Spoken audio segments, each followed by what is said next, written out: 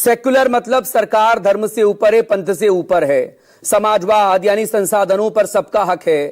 क्या ऐसे आप समाजवाद ला पाएंगे? आपकी सरकार, आपने तमाम योजनाओं का जिक्र कर दिया कि हमने 20-25 करोड़ लोगों को गरीबी रेखा से बाहर निकाल दिया, लेकिन आज भी 80 करोड़ की आबादी जो है वो 5 किलो राशन पर डिपेंडेंट है। और ये जो नया आंकड़ा आया है कंसंट्रेशन ऑफ वेल्थ, यानी कि देश की 50% संपत्ति क्या 1% लोगों के हाथ में होगी तो समाजवाद आ जाएगा।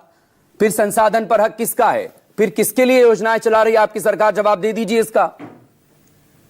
देखिए मकसूद साहब, पहली बात स्पष्ट कर दिया जाए कि आरक्षण तो समाप्त करना चाहते हैं। नहीं, वो आप उस पर बाद में आएंगे। प्लीज आरपी सिंह साहब, मेरे पास वक्त कम है। आरपी सिंह साहब प्लीज आप बोलें।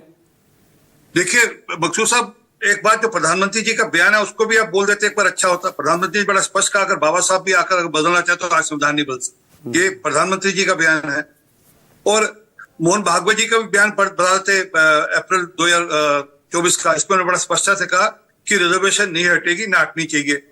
ये उनका भी बयान बता देते। ये माननीय मोहन भागवत जी जो आरएसएस के प्रमुख है उनका बयान है।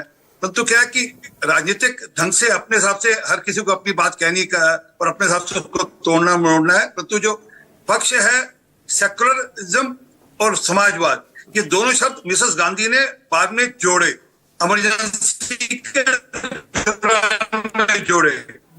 लेकिन ये तो मूल भावना में है ना संविधान की। आरपी सिंह साहब, कांग्रेस के लोग आपको शब्दों से दिक्कत है, आपको शब्दों से दिक्कत है इन दोनों, या फिर चूंकि इमरजेंसी के दौरान जोड़े गए थे और बहस नहीं हुई इससे तकलीफ है?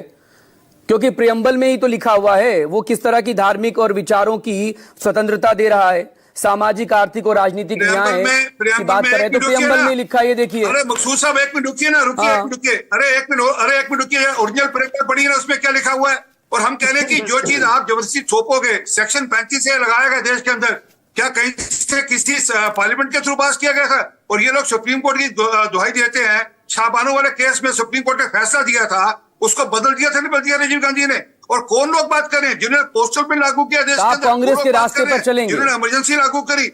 आप भी कांग्रेस के रास्ते पे चलेंगे, सब बदल देंगे। हम कब कह रहे हैं कि संविधान में आप इन दोनों को हटा देंगे? मकसूद साहब, आप ऊंचा सुनते हैं या आप सुनना नहीं चाहते? आप सुनना नहीं चाहते। मैंने अभी कहा प्रधानमंत्री, मैं सुन रहा हूं आपको, मैं सुन रहा हूं आपको। बड़ा स्पष्ट बयान है कि संविधान अगर बाबा साहब भी चाहे तो वह नहीं बदल सकते।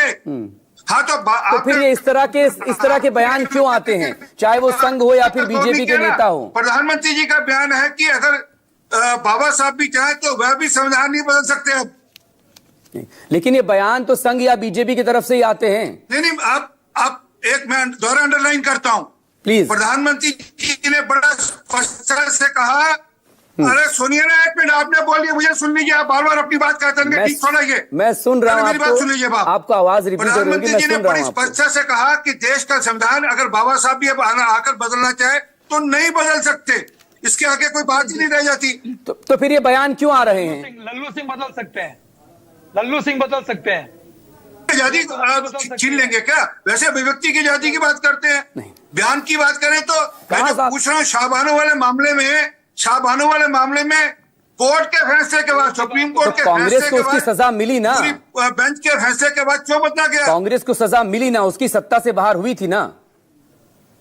और आज भी कांग्रेस स्ट्रगल कर रही है ना। आप सरकार में रहते हुए अगर आप कोई फैसला करेंगे तो उसका नतीजा भी तो भुगतना पड़ेगा आपको। आप भी तो 240 पर रुक गए 2024 में।